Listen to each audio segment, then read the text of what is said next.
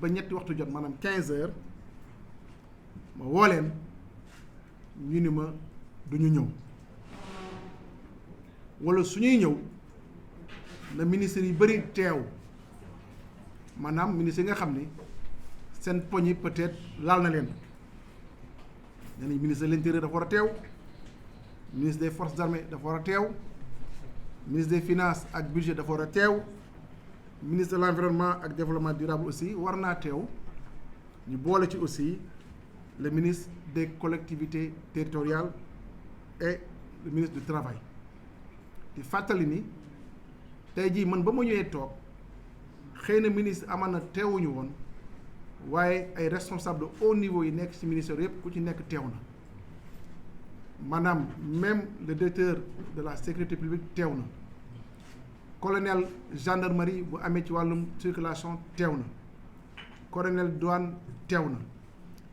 directeur eaux et forêt teew na maanaam secrétaire général du ministère des collectivités territoriales teew na waaye ba ma leen wooyee wax leen ni ñoom ñëpp teew nañu ñoom duñu ñëw te ñëwuñu di wax nag gouvernement bi maanaam gis na ni cadre bi nekkuñu ci taxawaay waxtaan te loolu ñu ngi koy maanaam déplorer wone leen pour ñu waxtaan nanguwuñ ba fii may wax ak yéen nanguwuñu ñëw pour waxtaan ci mbirum mi nga xam ni moo fi nekk indi jafe-jafe ci dëkk bi démb conseil des ministres président dafa joxe instruction ministre yi nga xam ni ñoom la concerné surtout ministre des forces armées ak ministre de l'intérieur pour ñu gisee bu ñu paree conseil ba ñu paree conseil ñu dem daje ci bureau yi nga xam ni moom le ministre des forces armées yore fële ca plateau ñu waxtaan bu bari pour mën a trouver ay solution ci waxtaan yooyu lu ci génn mooy dañuy maanaam ci corridor yi su ma jëlee exemple corridor boo jógee Dakar dem Bamako corridor la yooyu moi dafa am ay règles yu mu fixé ñu ni léegi corridor bu nekk ñetti poste de contrôle routier moo ci nekk bien que xam nañu Sénégal maanaam dëkk yu ko wër dafa bëri jafe-jafe terrorisme baa nga fa wóorul waaye dañuy chaque corridor dañ fay def 3 postes de contrôle te tey jii boo demee ci corridor Dakar Bamako boobule maanaam commencé ñu mettre en application loolu contrôle yëpp wàññeeku na d'ailleurs pour wax joo ñuy wax engagement boobu ñu jël ñu mën ko tënk ci këyit am na benn arrêté ministériel boo xam ñu ngi koy defar te dana pare lu mu yàgg dana teel a pare te ministre yi mu concerné yëpp daañuy signé arrêté interministériel boobu ministère de l'intérieur dana ko signé ministère des forces armées dana ko signé ministère donc maanaam des finances budget ak finance dana ko signé ak ministère des collectivités territoriales dana ko signé suñ ko signé maanaam arrêté interministériel boobu ñëpp lay engagé te arrêté interministériel boobu ñu ngi koy defar te dana pare ci ay fan yu néew wala peut-être ci ay heures yu néew. am na beneen poñ boo xam ni waxtaan nañ ci surtout au niveau du ministère moom la gën a concerné mooy lu ñu wax la concurrence déloyale war gaynde yeeg allo Dakar yeeg et cetera di wax ni loolu ñun ñëpp xam nañ ni transport illégal la ak irrégulier jël nañ ci ay matuwaay pour quand même gën a fexe ba nga xam ni ñoo ñuy def transport irrégulier ak illégal soit ñu régulariser wala ñuy fexe avec le contrôle bu ñu mën a def transport boobu beneen poñ bi parce que fukki poñ la waaye dafa am ñetti poñ yoo xam ni ci am solo la ñetti poñ yooyu la wax ñetteel bi lu ñuy wax maanaam contrôle à la charge de l'essieu mooy chargement camion yi rek lu ñuy chargé dafa am noo xam ne nu ñu koy chargé day weesu capacité maanaam camion yi non seulement loolu danay jur accident waaye day yàq tali charge boobu nag dafa am ay directives yi nga xam ne UEMOA moo ñu ko sas et engagement bu ñu jëloon Sénégal jëloon mi ngi ko jëloon depuis le 19 septembre 2019 à Dakar donc lu ñu ciy wut mooy fexe ba respecter maanaam loolu mais bu ñu gisee am na maanaam ay tolérance yu bëri yoo xam ni def nañ ko fii ci Sénégal boo demee yeneen dëkk maanaam li loolu UEMOA joxe comme directive par rapport donc ak les charges à l'échelle Sénégal dong moo ko appliqué wul parce que dafa am loo xam ni daf koy tolérer accepter ko les transporteurs waaye boo demee Mali bii maanaam règlement 14 boobu ñuy wax daf koy appliqué yeneen dëkk yëpp dañ koy appliqué Sénégal dong moo ko dese appliqué par rapport ak engagement yi nga xam ni jëloon na ko di wax ni nag gouvernement du Sénégal gis na jafe-jafe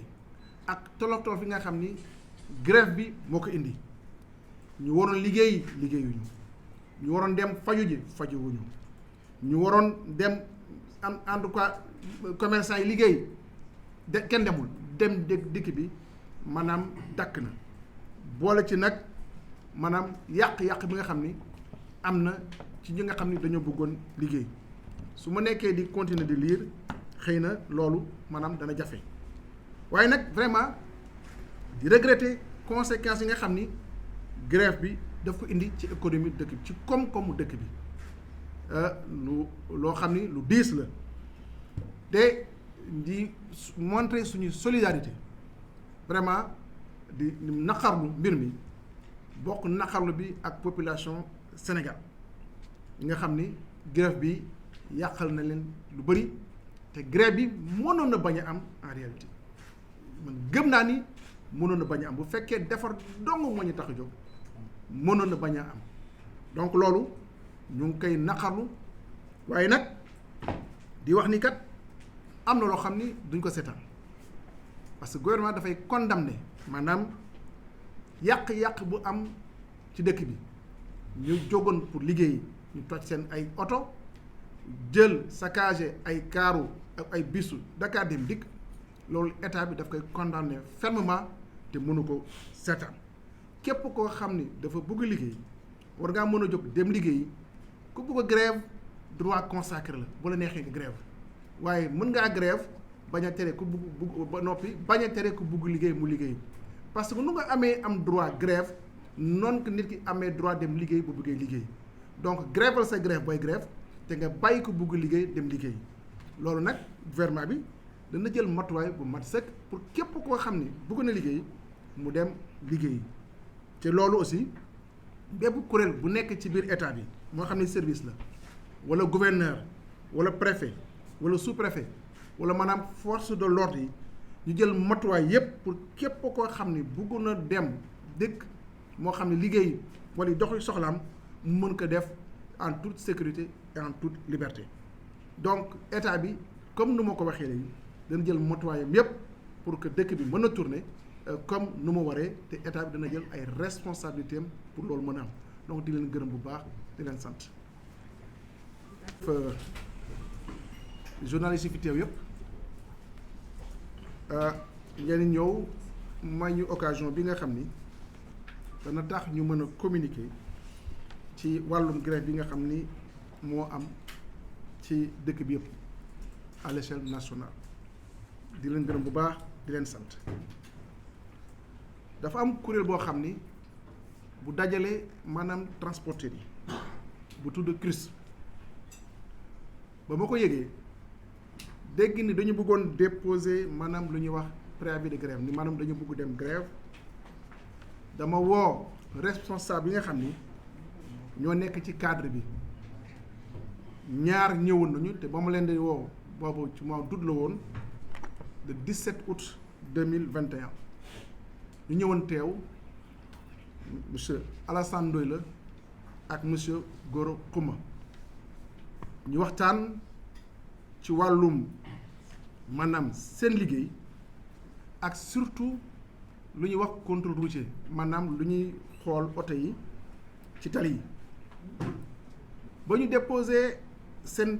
préavis de grève le 21 août 2021 man bi nga xam ni maanaam ma taxawal gouvernement bi te yore dénk ma ministère des infrastructures dama leen woo pour wax jéem a waxtaan ak ñoom sur point yi nga xam ne fukki poñ yu nekk seen négociation